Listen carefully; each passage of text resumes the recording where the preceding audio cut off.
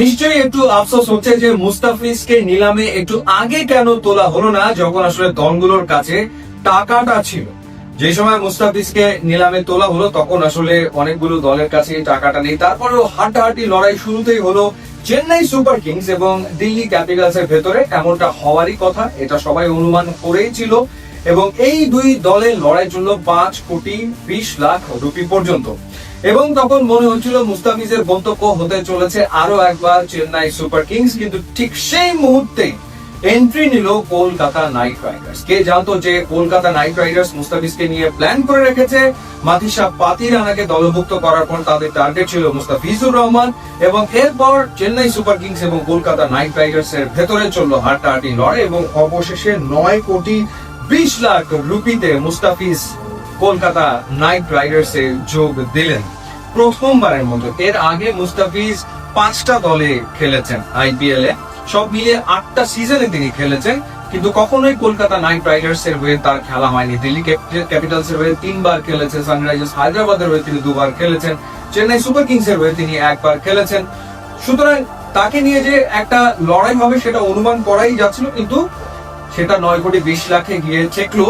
এবং একটু আফসোস হচ্ছে যে কেন আসলে নিলামে তাকে আরেকটু আগে নেওয়া হলো না, তাহলে হয়তোবা মুস্তাফিজের দামটাও ওই পাতিরানার মতো ওই পর্যায়ে পৌঁছে যেত। তারপরে মুস্তাফিজ রেকর্ড করেছেন, এটা আসলে রেকর্ড।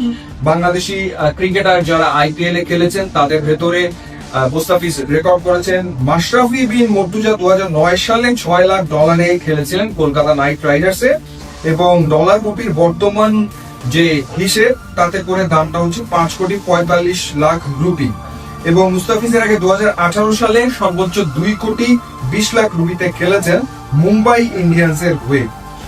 এবং এটি তার ষষ্ঠ দল, যেটা বলছিলাম। এবং আইপিএল এর ক্যারিয়ারে 8 মৌসুমে মুস্তাফিজ 60 ম্যাচ খেলে 65 উইকেট পেয়েছেন।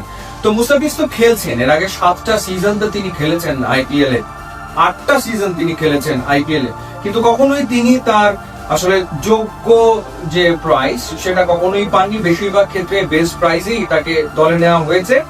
এবারই আসলে মুস্তাফিজ সত্যিকার অর্থে তিনি একেবারে যথাযথ যে পারিশ্রমিক বা তার যে দামটা হওয়া উচিত সেটা আসলে পেলেন, যেটা সত্যিকার অর্থে রেকর্ড। এবং Kolkata night Riders definitely Pathirana এবং মুস্তাফিজকে নিয়ে প্ল্যান করবে, এবং মুস্তাফিজ একটা দুর্দান্ত আইপিএল খেলবে, সেটা তো সবারই প্রত্যাশা। কিন্তু বাংলাদেশ ক্রিকেট বোর্ড মুস্তাফিজকে পুরো আইপিএল এর জন্য এনওসি দেবে কিনা সেই প্রশ্নটা থেকেই যাচ্ছে, কারণ বাংলাদেশের নিউজিল্যান্ডের বিপক্ষে হোয়াইট বল সিরিজ রয়েছে। সুতরাং দেখার ব্যাপার যে মুস্তাফিজকে আসলে ফুল সিজনের জন্য এনওসি দেওয়া হয় কিনা, কারণ সবসময় এনওসি নিয়ে বিসিবি এক ধরনের কি বলবো, যে তারা এক ধরনের নাটকই মঞ্চস্থ করে থাকে। তো সেই ক্ষেত্রে এবার কি সিদ্ধান্ত নেয় সেটা দেখার ব্যাপার।